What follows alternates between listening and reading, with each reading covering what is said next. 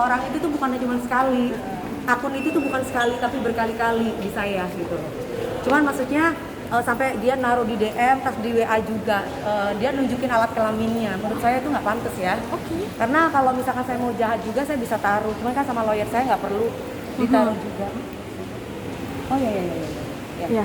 Jadi aku merasa dilecehkan aja sebagai perempuan karena ketika aku live dia muncul ngajakin begituan lagi, terus aku langsung ini orang siapa ya gitu, bolak-balik sampai akhirnya dia nge-DM pun mau nggak mau kan kebaca karena kan dia ini kan bolak-balik setiap kali aku live ngajakin hubungan suami istri.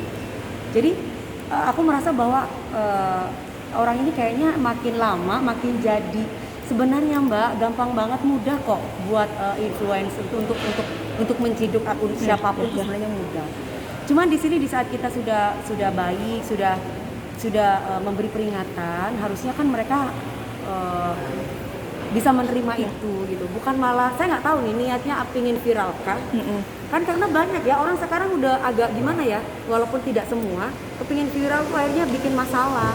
Cari-cari sesuatu hal yang sekiranya misalkan dia pingin buat bisnis atau dia kepingin terkenal jadi artis, mereka akhirnya mereka berbuat seperti itu gitu, tidak senonoh menurut aku. Hati-hati loh, karena kan kalau misalkan saya jahat, saya bisa aja gitu. Ya kemarin-kemarin rata-rata juga bocil, anak-anak masih kecil, masih sekolah. Tapi kadang untung saya punya keluarga yang sabar gitu, sudahlah gitu. Kadang seperti itu, tapi kan lama-lama kalau misalkan istri, adik atau sahabat kita, apalagi mbak sesama perempuan ya, kalau misalkan tiba-tiba kita diberi alat kelamin sama laki-laki yang bukan apa-apa kita, terus kemudian kita diajakin begituan, mungkin sekali, 2 kali mungkin nggak masalah, tapi kalau berkali-kali kan kita akhirnya merasa dilecehkan ya mbak gitu. Ih kan lama-lama kan ibaratnya gini, memang sih kesabaran orang tuh memang tidak ada batasnya. Aku belajar untuk menjadi orang sabar, tapi posisi aku tuh dimana ketika kemarin tuh aku capek banget dan orang ini selalu musik saya dan ganggu saya gitu. Akun bodong udah nyata. Tapi nggak ada hilang, dua-duanya hilang, diganti kan akunnya yang tadinya profilnya anak kecil, tiba-tiba yang minta maaf, lawyer aku langsung menghubungi mereka, yang minta maaf orang tua yang mbak lihat di Instagram itu. Gitu. Jadi mereka juga mempunyai Terus satu akun yang setiap pagi, siang, malam itu ngomongin tentang itu dokter ke saya. Dan itu sangat mengganggu sekali, sampai ngatain orang bodoh, ngatain orang goblok, ngatain segala macam. Sebenarnya saya bisa aja comot orang ini, disuruh siapa? Iya dong? Iya betul. Tapi namanya Dewi Persik itu pasti selalu salah mbak. Kalau saya ke kantor polisi, orang bilangnya pasti, alah namanya artis. Aku sesak napas. Nggak jauh ya. Sesak mas napasnya. Namanya artis, kalau misalkan digosipin atau dihujat atau dikata-katain, itu sudah wajar. Menurut saya itu tidak wajar. Orang yang membuli orang lain tanpa sebab itu sakit jiwa. Karena artis kan sama aja, artis kan cuma profesi mbak. Jadi jangan karena artis seorang public figure harus bisa menerima hujatan, apalagi sampai memfitnah public figure yang sebenarnya saya nggak melakukan itu. Sampai ada yang bilang pelakor kelas atas, sampai ada yang bilang dibayar lebih dari 80 juta. Emang siapa yang pernah saya boboin? Kan jadi kayak ini jadi kayak apa ya, kayak mengujar kebencian dan membuat fitnah yang tidak gitu. Sampai ada yang bilang kan saya bilang kamu tuh jangan jadi orang miskin gitu. Dalam arti itu miskin dalam berpikir, miskin dalam beretika gitu loh. Dia jawabnya iya, mentang-mentang lu kaya, lu tuh nggak kaya. Kalau kaya itu kayak Syahrini, ya beda lah. Kalau gue jangan samain kayak Syahrini, dalam arti kalau Mbak Syahrini itu maksudnya kamu jangan adu domba saya gitu loh. Karena saya dengan Mbak Syahrini udah pasti beda. Karena kalau saya bukan tipe perempuan yang lelet-lelet, lemah lembut gitu, enggak. Gue tipe perempuan yang kalau gue suka, kalau gue enggak gitu. Dan gue mendingan gue kerja dari pagi sampai pagi, tapi hasil gue sendiri daripada gue dikasih sama orang lain gitu kalau aku. Tapi tidak ingin melaporkan, saya lagi tunggu aja. Sejauh mana gitu, saya lagi tunggu aja. Karena saya rasa ada waktu di mana saya harus bertindak. Jadi kita kita kan kalau bertindak itu kan harus dipikir dulu, step by step aku lakuin. Kalau memang sudah terlalu kelewatan ya kan coba banyak orang, aku bosen deh melihat Dewi Persik tuh ribut mulu. Mbak, bukan Mbak aja yang bosen, saya aja bosen Mbak, selalu dicari orang untuk dibikin panggung, untuk ditebengin buat panggung Mbak. Gitu, saya capek loh Mbak, mana saya tuh kerja pagi siang malam, jangan sedih loh, kerjaan saya tuh halal loh, pagi siang malam goyang-goyang kayak begitu dipikir nggak capek? Iya kan Mbak, mending begitu kerjanya daripada kerjanya dikasih cuma 20.000 untuk menghujat orang. Coba lebih mulia mana? Menghujat orang sama goyang gitu loh. Goyangan saya juga di TV, bukan goyang yang gimana-gimana. Jadi saya sebagai manusia biasa yang saya juga punya semua kekurangan ada di saya juga punya perasaan gitu loh. Kalau misalkan dikit-dikit cari masalah, ya kalau kamu ingin eksis di dunia entertainment ya harus punya skill gitu. Kalau misalkan nebeng-nebeng terus, berkah nggak sih? Nggak lama orang-orang kayak begitu tuh. Saya yakin nggak lama. Orang yang bilang gini, ya udah yang penting lu yang penting lu bisa mengendalikan emosi lu, katanya bilang kayak gitu. Gampang banget. Gampang banget. Mungkin kalau artis Korea udah bunuh diri. Kalau saya mendingan saya ngomong. Tapi setelah saya keluar saya lega. Ya udah, ini gue manusia biasa kok. Gue manusia biasa yang dapat kelebihan dari Tuhan dengan fisik yang bisa menghibur orang.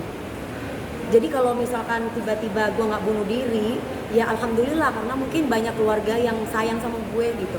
Nah ini orang soalnya apa, saking udah kelewatan Mbak, nge-DM setiap kali aku live ngajakin begituan, terus kemudian di komen-komen udah aku blok, muncul lagi dengan nama yang sama gitu. Dan yang dibahas itu dokter-dokter itu terus kan, jadi kayak gimana ya gitu. Jadi kalau misalkan ada yang bilang si dokter cuek kok, mungkin itu fan-fansnya oh ya, gitu loh. Jadi saya cuma jawab oh ya, itu aja. Cuman saya akan bilang bahwa saya percaya bahwa orang yang mencari rezeki dengan baik itu pasti akan nangis. Tapi kalau mencari rezeki yang tidak baik, ya mungkin ya sesaat tenang, sesaat hilang. Ada 5 akun, semua nggak aku taruh karena masih anak-anak kecil, masih anak-anak kecil yang saya rasa kalau udah dewasa sengaja saya taruh. Karena gini Mbak, kalau anak saya tuh masih, saya nggak ngomong diri aku baik ya. Anak kecil yang masih SMA, kalau misalkan saya nggak taruh, ya minimal dia dapat didikan dari orang tuanya. Kalau misalkan saya naruh, berarti saya jahat dong, karena masa depan dia masih panjang. Tapi kalau udah dewasa, berarti kan tadinya waras Mbak. Coba laki-laki pula, punya istri pula, gimana? Berarti kan gitu, jijik banget kan, nunjukin kemaluannya kayak begitu kan, gitu. Aduh ya ampun, dikira gimana? Geli malah ya kita ya, malah aduh. Intinya adalah semua profesi itu sama aja. Jangan hanya karena profesinya itu seorang presiden, profesinya seorang artis, jabatannya misalkan ini, terus kalian seenaknya sendiri menggunakan jari untuk ngatain orang, menjudge orang, menghakimi gitu. Itu jangan. Karena apa? Nanti kalau misalkan masuk penjara, nanti pasti ngomongnya halah mentang-mentang kaya, lu masukin orang yang nggak punya. Pasti begitu. Bener nggak? Pasti begitu.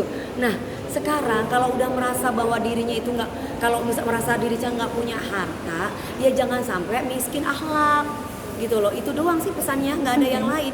Karena apa?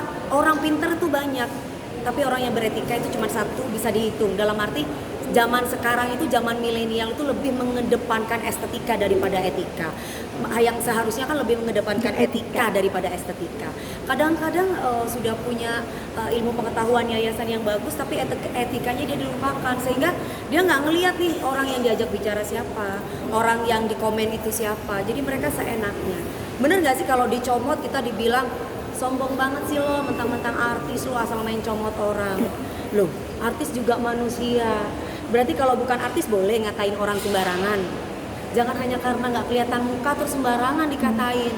Kalau misalkan ngomong orang pelakor, suami siapa yang saya boboin atau saya pacarin? Hah, bener nggak Mbak? Kasarnya begitu loh. Itu sampai ngomong saya pelakor kelas atas, orang saya punya bojo. Gimana ngomongnya kayak begitu? Apa nggak jahat itu kan. Dan itu bukan ngomong sekali dua kali loh, berkali-kali terus ngomong saya apa namanya, otak goblok, otak mesum, mana ngerti tentang kedokteran lu, makanya saya bodoh, saya mau belajar. Itu bukan ada menghatainya udah. Terus lu mati aja sono ikutin almarhum bapak lu. Terus sampai ngomong, ayo kita boboin Dewi Persik rame-rame. Coba, itu bahasa apa gitu loh? Itu bahasa dididik oleh orang tuanya enggak? Saya tuh perempuan loh digituin, dan yang ngomong tuh laki-laki. Nggak pantas kan? Okay. Makanya saya speak up seperti itu. Jadi kalau orang sabar bukan berarti saya cuma ngomong doang gitu. Kalau misalkan saya tidak melaporkan ke kantor polisi, bukan berarti saya apa namanya itu cuma ngomong doang. Karena keluarga saya tuh rata-rata polisi semua, Mbak. Nanti serba salah orang seperti saya. Saya lapor, halah mentang-mentang keluarganya polisi. Jadi dikit-dikit lapor gitu. Lah terus saya harus bagaimana? Makanya saya tunggu dulu nih, biarin. Sampai kapan sih gitu? Sampai sejauh apa? Tapi kan dengan cara dia kepingin perkosa saya rame-rame, dengan dia bilang ingin membunuh saya biar saya meninggal kayak almarhum, itu kan udah pengancaman.